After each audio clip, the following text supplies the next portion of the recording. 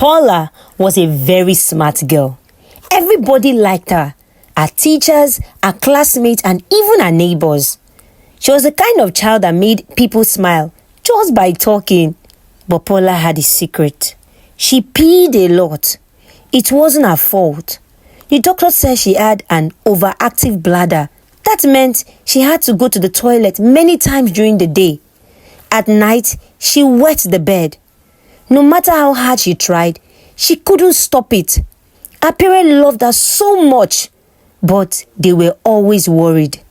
That was why they never allowed her to go for sleepovers. Mommy, please, let me go just once. I promise you.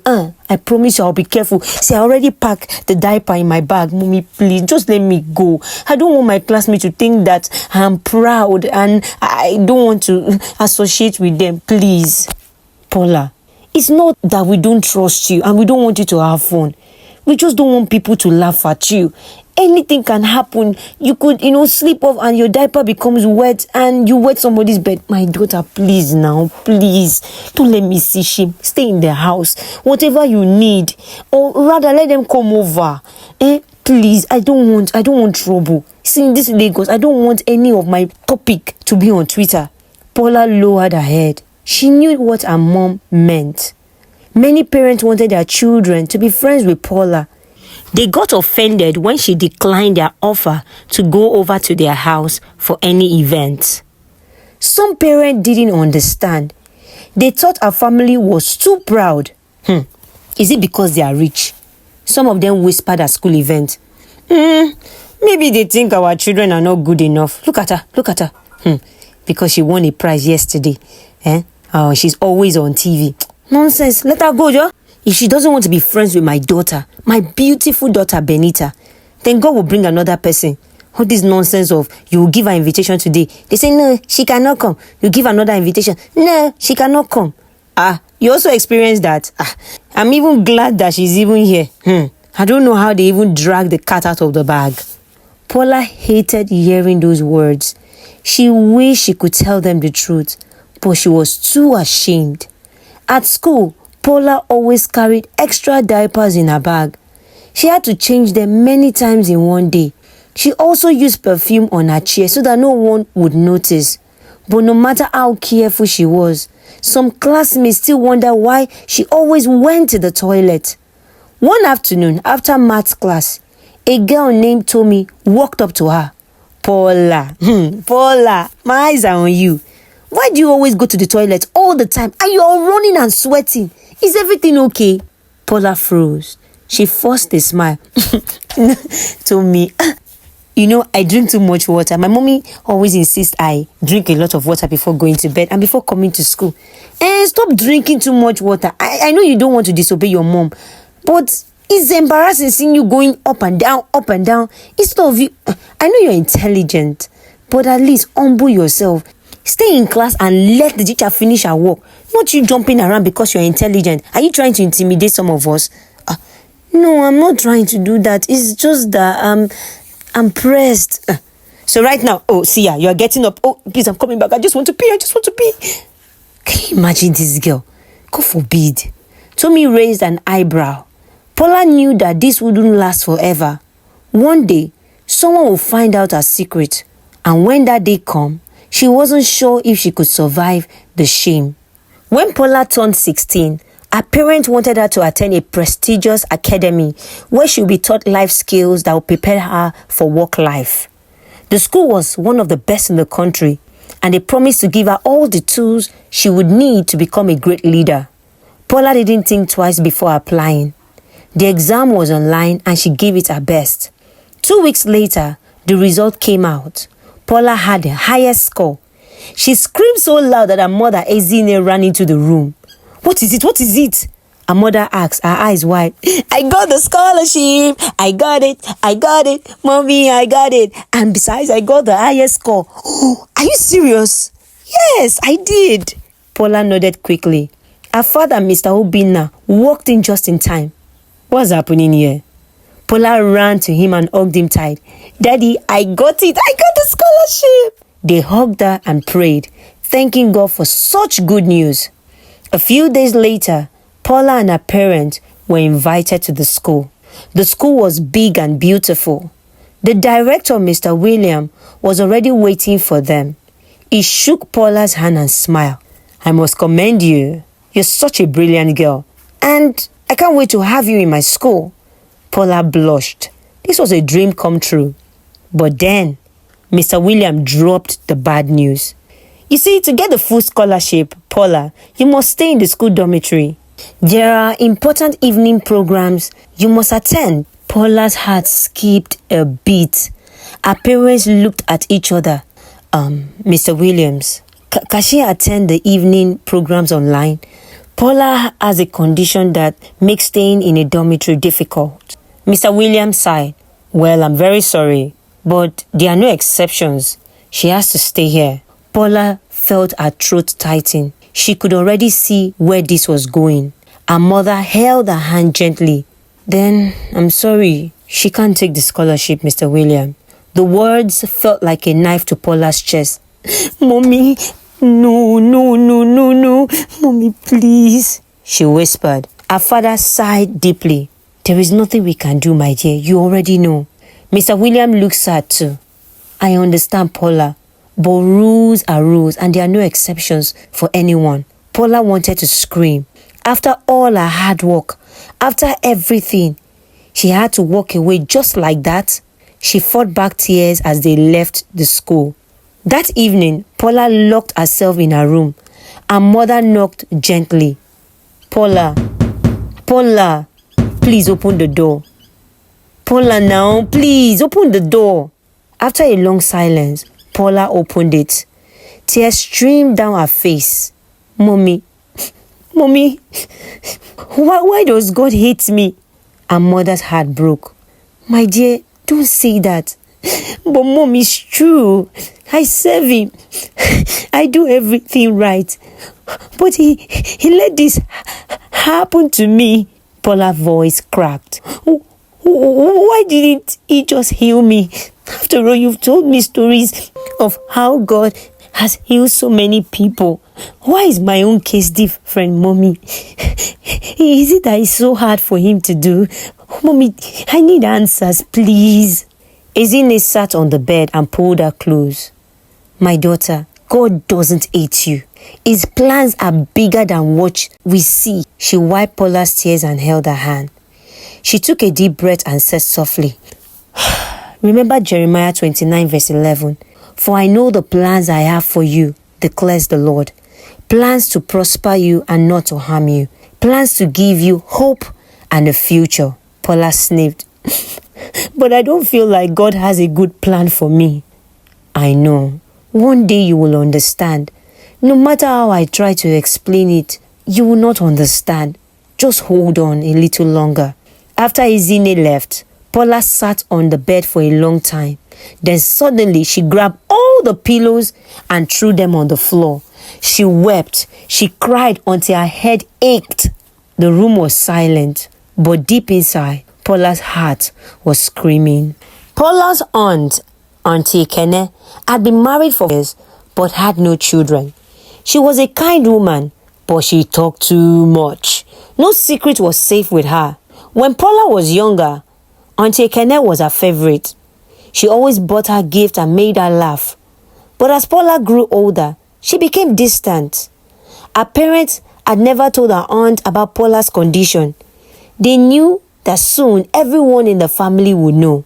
For years, our aunt begged Paula's mom, Ezine, to let Paula visit. Why doesn't your daughter come to my house? I see other children visiting their relatives, but Paula never comes. Each time, Ezine found a way to change the topic. But one day, Auntie Ekene had enough. See, Ezine, don't let me look at your face. See, I know that there is something you guys are hiding from me. I know your family only pretends to like me. You people think I'm a witch. I am the one eating all the children in my womb. Ekene, why not? Nah! Don't worry. God will judge, and one day you people will see my testimony. You will see my evidence. You keep your daughter locked up in the house. I just want her to just come around and just talk to her. I just want to play with her. What is it? Why do you keep shielding her? Do I look like a witch to you guys? What is it? Ezine tried to calm her. Ekene, it's not what you think. Please, in short, I'm leaving. People are acting as if you're the only one that have a brilliant child in the house. Paula sat quietly watching everything. She wished she could tell her aunt the truth, but she knew it wouldn't end well. When Paula became an adult, life didn't get easier. Keeping a job was hard. She applied for a remote job, one she could do from home, but the company gave it to someone else. She had to work in an office, even though it was difficult. At work, her colleagues noticed something strange. Why does Paula always change her outfit before going home? I thought I was the only one that noticed. Every time, she's always changing. I'm sure she might be into some form of prostitution. That's too much. Prostitution is too... what is it? I just asked you something and now you've turned into prostitution. Excuse me, free me.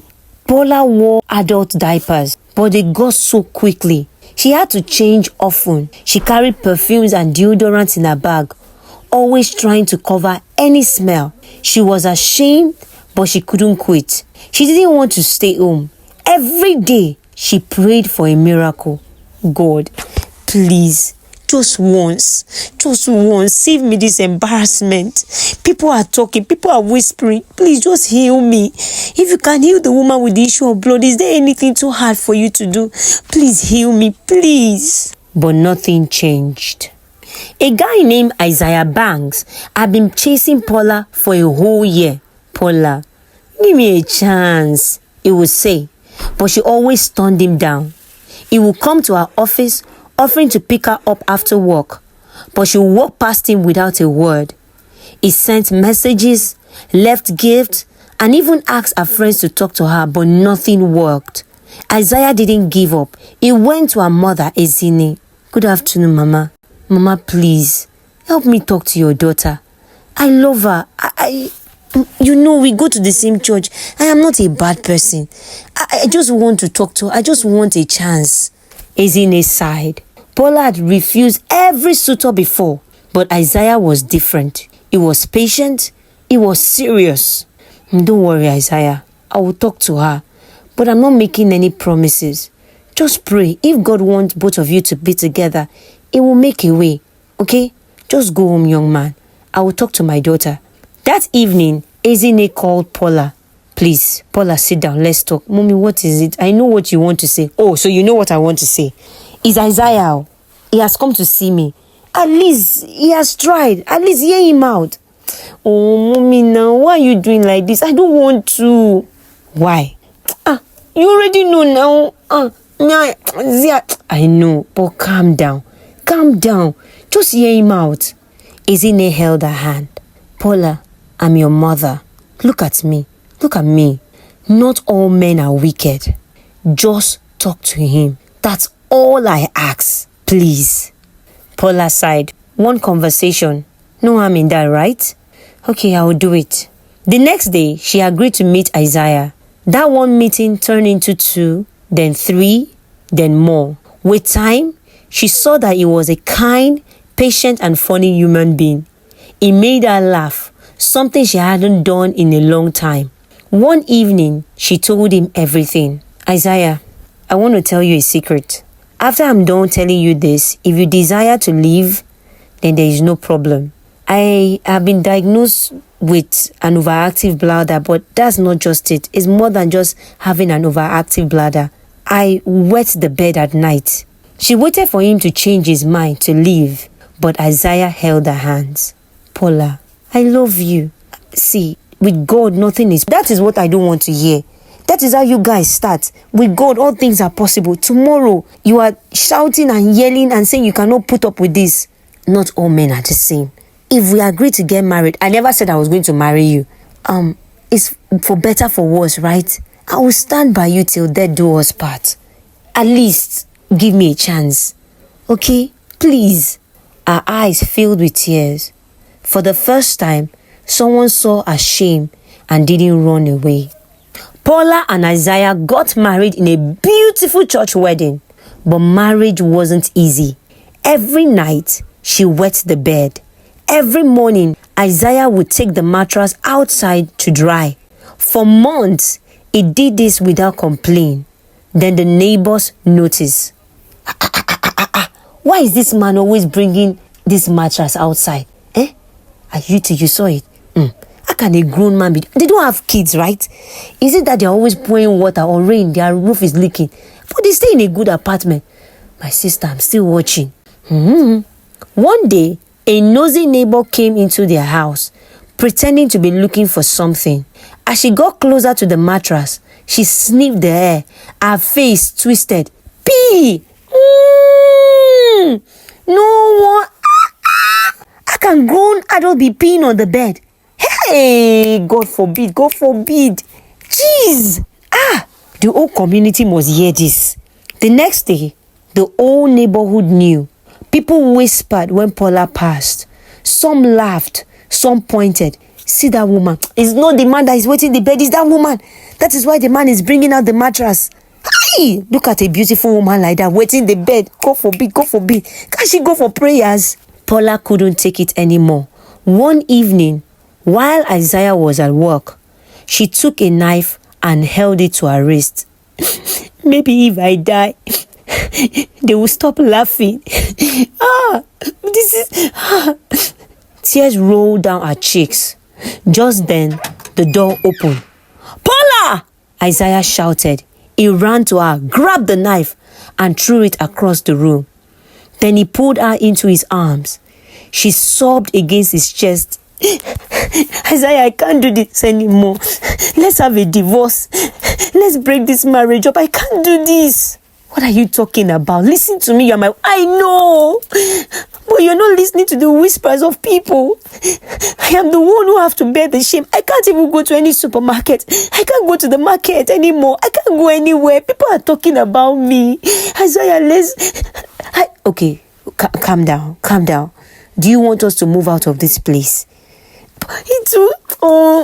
Please, see, before you came, I wanted to kill myself. Let me die so that you can marry somebody else. That will give you peace. I'm tired. Listen to me, Paula. You are my wife. Look at me. I don't care about what people say. We'll get through this together. You think no one is whispering about me too? I hear what they say, but I do not mind. Remember our vow before God. For better, for worse, richer and poorer, we're going to stand together. Look at me. Don't bother about whatever anyone is saying. What matters most is what I think about. And I do not mind carrying out this mattress for years. I do not mind doing it. I made a vow to God and I am committed, no matter what it takes, to keep that vow. For the first time in a long time, Paula believed him. Isaiah sat in his office sipping his coffee, but his mind was far away. He was thinking about Paula. Every night she struggled. Every morning she woke up in shame. He had promised to stand by her. But was this how their life would always be? With a sigh, he reached into his drawer to pick out a file. As he pulled it out, something else fell to the floor. A small flyer. Curious, he picked it up and read the words written boldly across the top. By stripes you are healed. Isaiah 53 verse 5. He frowned and read further. Behold, I give unto you power to tread on serpents and scorpions, and over all the power of the enemy, and nothing shall by any means hurt you. Luke 10:19. Isaiah blinked.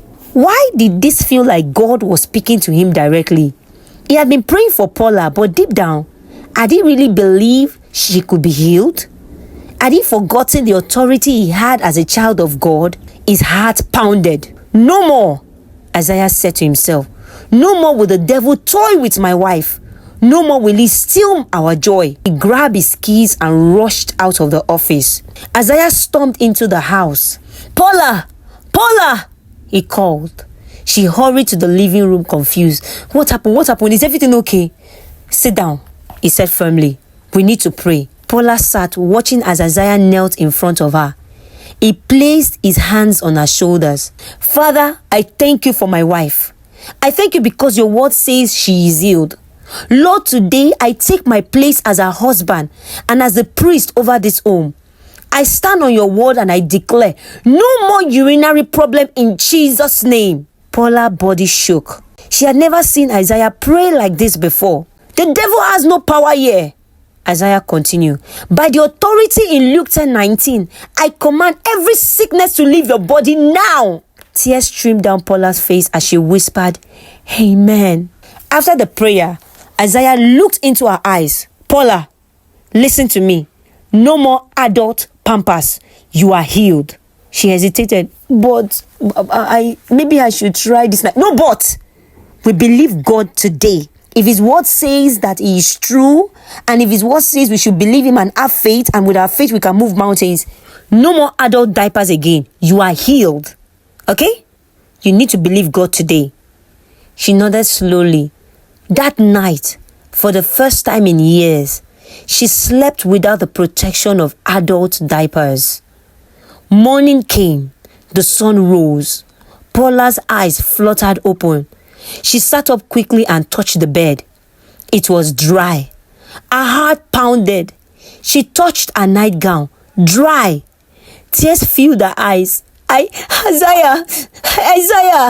She called, shaking him awake. He sat up. What is it? What happened? Look! I didn't wet the bed. Isaiah's eye widened. He grabbed her hands and shouted, Hallelujah! Paula broke down in tears. God had healed her. She was free. Isaiah pulled her into a hug and they wept together.